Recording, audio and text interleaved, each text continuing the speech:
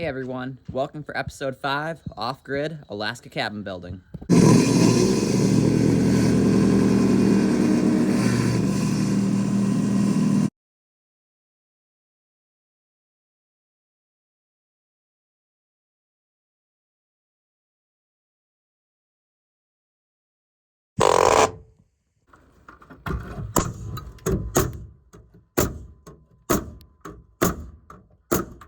So since last episode, we've worked on a few things, including getting a start on the wiring, getting all the boxes for outlets put in, framing out where we plan to put triangle windows, and getting the gables finished up.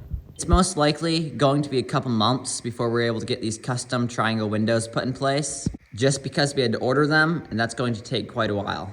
On this side of the cabin, we're actually going to have a loft. So these two windows right here are just an emergency fire escape. However, there is one big thing that I'm going to be working on today. So let's crawl under the house and take a look. So yesterday, I was out here working on this cabin. I decided to make a video, and after the video itself was only 9 or 10 minutes long, but between editing and filming, it took me 5 hours. Unfortunately, somehow, I accidentally deleted the entire thing in the saving process. It was very frustrating and my favorite episode in the series, but today I have hopes to make it even better. So underneath this cabin here, all the beams that you see going that way are the floor joists. And they are sitting on top of this main beam here. And that beam is resting on this concrete footer. And especially when you're building in a place like Alaska, you have to be ready for anything. So what I did was add all these braces running from that main beam to every other floor joist. So in my video that I accidentally deleted, that's what I was working on. However, I've decided to go back and add some more to the middle. So I'm gonna start up the generator and air compressor and start cutting and nailing these guys in.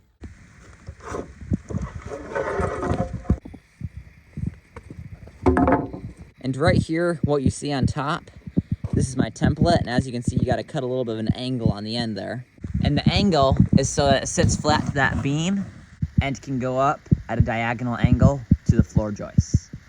So I actually got them set up now, so I'm cutting them a little bit shorter, but that way I make one cut in the middle and it makes 2 boards. And the length doesn't have to be super exact since it's down below the house, and we have plenty overlapping anyway. Gotta sharpen my pencil up here real quick first, then I'll be ready to start cutting.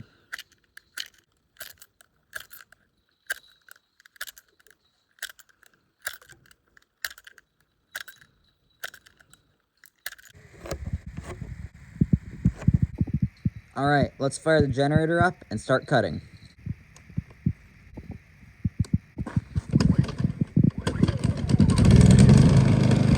So that generator's pull cord is broken multiple times and it gets shorter every time. Last time that it broke, I did not ravel it around enough times. Now there's about a foot that hangs out and will not get sucked back in. Yesterday, I couldn't get it to start, but today it fired up on the 5th pull or so. It's not quite in pristine shape, but it sure does the trick. So I want to adjust my saw blade so that if I'm cutting over top of the sawhorse, I do not cut into it. And as you can see, right now, the blade goes a lot deeper than the board I want to cut. So if I was over top of the sawhorse, it would definitely cut into it. It's super simple. All you have to do is flip this lever up, and then the bottom can freely move to whatever thickness you would like. And in my case, I want it just thick enough to cut through this 2x4. And once you have your depth set, just flip that guy back down.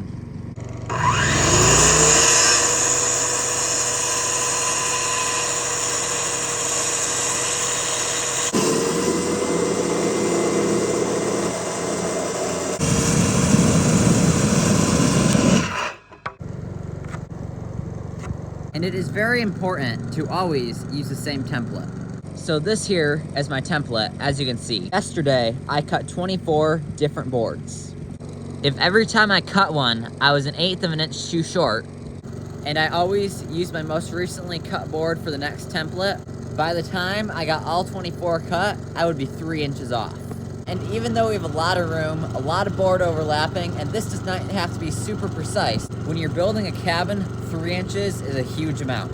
And it could definitely screw up your entire build, especially if it's on something more important towards the start.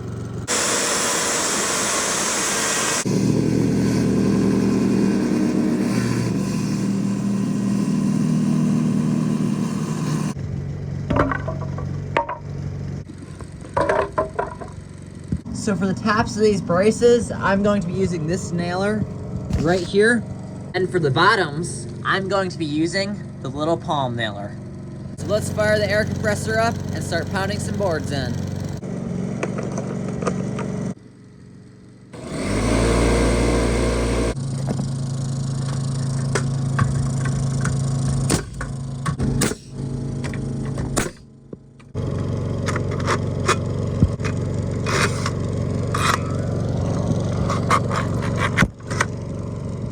And I'm sorry for my lack of better filming underneath the cabin. It's kind of hard to hold the nailer and film at the same time.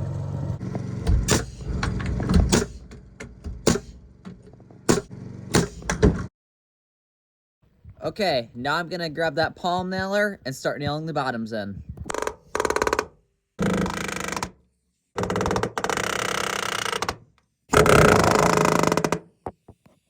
And this palm nailer here is a super neat invention. You can put any nail that fits inside there and this will pound it in. It's pretty much like an automatic hammer. And it does not have all those safety precautions that a big nailer does. This right here costs less than $30. A nailer, like the one I was using earlier, is about $300.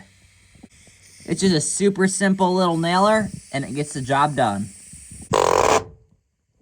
I got one half of the cabin all finished, so now I'm moving on to the next.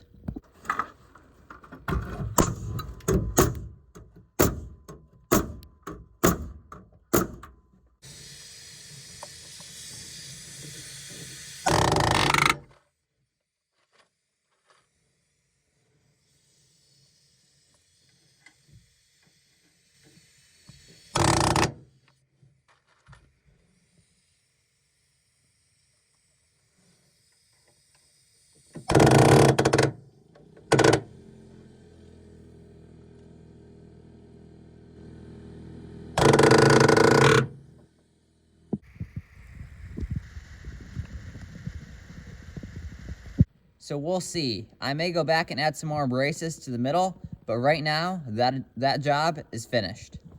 And again, for those of you who have not been watching my YouTube channel, this is a 24 by 28 cabin that my family and I are building for my grandparents. And pretty soon, we'll be finishing up the wiring, working on the plumbing, and getting this cabin all spray foamed in. Eventually, we will also do interior walls and get the windows in place. So stay tuned and don't miss out on episode 6. If you enjoyed watching this video, you can do any of these 3 things. Like, comment, subscribe. It really helps grow my channel, and thank you. That way, also, you won't miss out on any of my gold mining, mushing, fishing, hunting, and trapping adventures. And with that, thank you again for watching Thale Randall's Alaska, and I'll see you next time.